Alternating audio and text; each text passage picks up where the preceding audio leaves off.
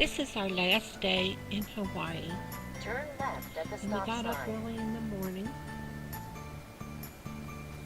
so we could see some of the last minute things close to the airport that we put on the last day list to see.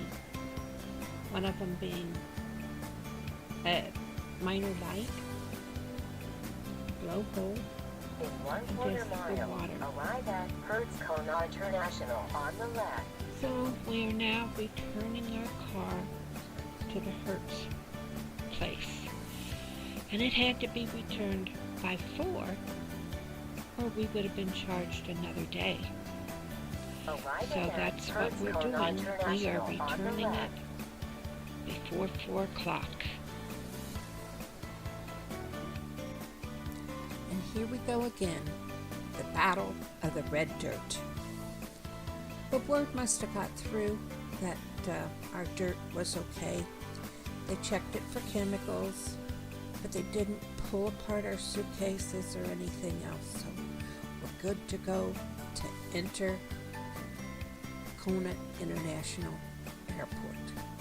Most of the airports in Hawaii have air-conditioned waiting rooms, but the actual airport is open to the air, which means it can be hot. And the one in Kona is really warm. Our flight was to take off at 8 o'clock. And meanwhile, we had to sit outside because the air-conditioned room was closed. And we knew we would be flying through the night and arriving in Denver. And Denver had snow. So we kind of wore heavier clothes because airplanes tend to be a little on the chilly side.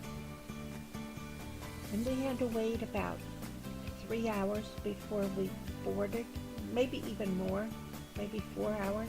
We had long pants on, we had our sweaters with us, we had, we dressed warmly, we had jackets. Oh boy, was that a hot wait.